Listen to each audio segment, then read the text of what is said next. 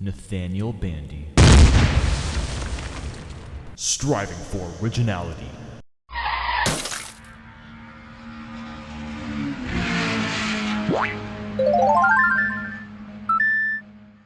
Cloud Top Cruise. Here we have a really interesting take on a sky track.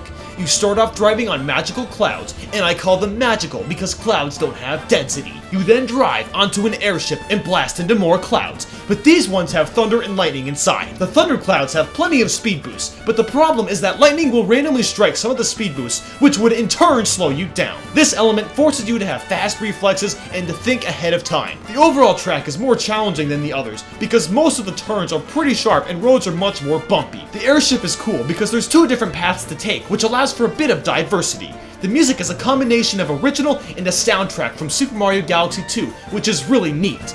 The tone changes to metal when you get into the thunderclouds. It's really badass. On top of all that, the graphics look great. I really love the way the clouds look. Bone Dry Dunes. The title of this track perfectly describes what it's all about. Your location is in the sand dunes, and it's pretty dry of fun and creativity. The track itself is fun to drive on, but it doesn't consume my feelings very well. That's not to say there's nothing creative about Bone Dry Dunes. There's an anti-gravity section with a road made out of bones. We have a couple dry bones and dry piranha plants lurking around the track too. Probably my favorite part is that there's a ship at the beginning of the level that tosses out coins for you to grab. I think the biggest problem is the music. It's not a bad tune on its own, but it doesn't make me feel like I'm driving in the sand dunes. Something just doesn't feel right when I'm on this track. I don't hate it by any means, it just feels kind of mediocre. That may be a bit harsh, because I can tell that they put a lot of time and thought into this track. The graphics are pretty good at least. The sound effects are also really well done. Bowser's Castle. Mario Kart always has a brand new Bowser's Castle track, and this one is pretty darn good. The beginning is great because you actually watch the gate of his castle open up as like it to count you down. The first thing you notice is the killer guitar riff playing. This entire piece of music is played with a rocking guitar, accompanied by a bass and drums. This style of music is perfect for Bowser's Castle.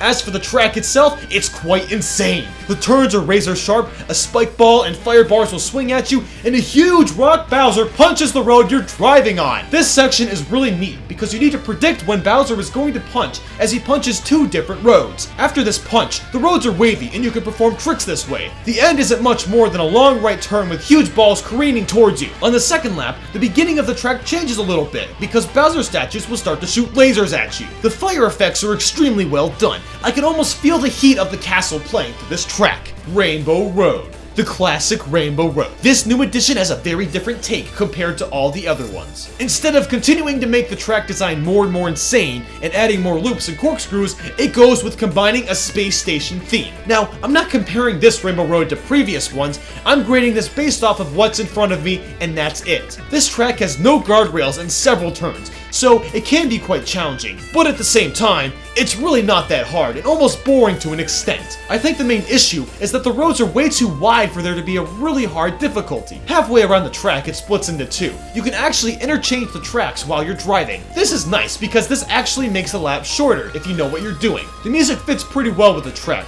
I can't really pinpoint the style though. I do like this variation of Rainbow Road, I just feel like more could have been done with it. The entire track feels really flat, and there just doesn't seem to be much going on when the road should be out of control! From this cup, Cloud Top Cruise is my personal favorite track. What's your favorite track in the special cup for Mario Kart 8? Let me know below in the comments. Like if you like, disliked if I ruined your whole day. Make sure to follow my Facebook, Twitter, Twitch, and Tumblr to keep up to date with upcoming videos and projects. Thanks for watching, have a beautiful day!